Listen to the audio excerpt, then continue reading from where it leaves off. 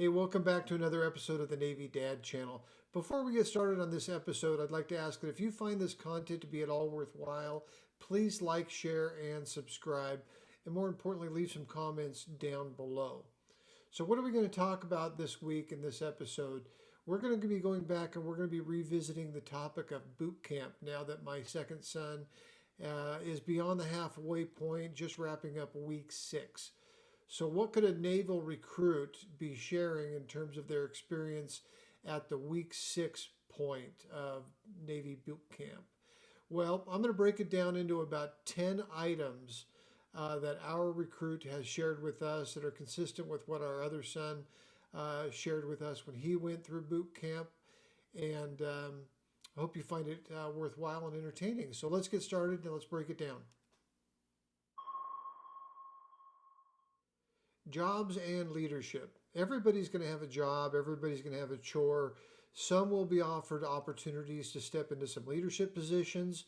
Leadership positions could be leading the entire division. It could be in charge of mail. It could be in charge of scheduling watch or in charge of cleaning the head. There's a whole number of items that they could take on some responsibility and some leadership. But at this point, everybody's got a job, everybody's got a chore, and some are stepping up into leadership. Drills and flags. At this point, everybody is drilling and marching in preparation and practice for graduation. But the flags that they march with, some of them are just basic divisional flags, but some of them are earned. And there's a competition between the divisions at this point. And some of the flags are earned, such as the division with the best scholastic scores will get the scholastic flag, etc., etc. So there's a whole lot of flags that are up for grabs, and the number of flags your division carries is determined based on how your division is performing. There's also some competition between the divisions in terms of what my kid calls trick drills or custom drills. And they kind of have a lot of fun with that and actually enjoy that. But right now there's a lot of emphasis on preparation and practice for graduation, and that involves a lot of drills and a lot of flags. Going to the necks. At this point, they have made 3 trips to the necks to recharge phone cards, to buy stamps, to get additional custom toiletries, etc., etc. But at this point, they've all had at least 3 opportunities to go to the necks. Phone calls.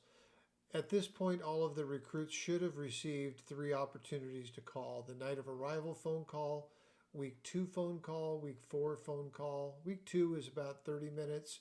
Week 4 was a full hour. The next phone call shouldn't be until you get the I am a sailor phone call. Mail. By this time, everybody's got their mail system pretty much dialed in. I know that my son, it takes me about 2 to 3 days to get mail to him because I'm using Sandbox, and it takes about 7 to 10 days to get mail from him based on the fact that we live on the West Coast up here in the Pacific Northwest. But the mail is starting to shift in terms of the content away from what they're doing, more towards what they want to do for graduation and preparation and instructions for graduation. So, uniforms. At this point, the recruits will have been issued all of the uniforms they're going to receive, and recruits are going to become familiar with how to maintain and prepare those uniforms. Specific to our son in this time of year, they are now transitioning from whites to blues, and that is a decision that is made based on location and by command specific to the weather. Some warmer locations will maintain whites year round. Some cooler locations will have already transitioned to the blues for the winter. Pictures.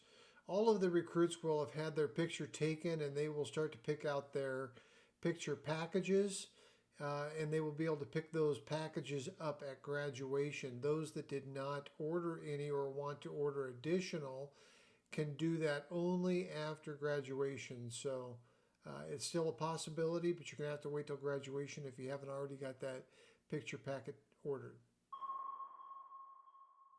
Graduation guest list. At this point, the recruit should have presented to their RDC a list of the guests that they want to see at graduation. The guest list is submitted to the RDC, it goes through a background check, and the number of guests that get approved from that list are going to be limited to the size of the divisions or the number of divisions that are going to be at graduation. Our recruit is in a graduation of 11 divisions. That will be limited to 3 tickets per recruit. And other divisions, I saw one that was about 8, and they were allowed limited to 4 tickets. So all of the recruits should have turned this list in, and the Navy is in the process of approving and doing their background checks. You'll have to pick up your tickets the day before or the morning of graduation, and you cannot get on base and you cannot get into graduation without a ticket. Well, hey, that wraps up another episode of the Navy Dad Channel. Thank you so much for watching. If you found this content to be useful and worthwhile, please like, share, and subscribe. But more importantly, if you'd be willing to leave some comments down in the comment section, I'd greatly appreciate it. Next episode is going to be all about graduation.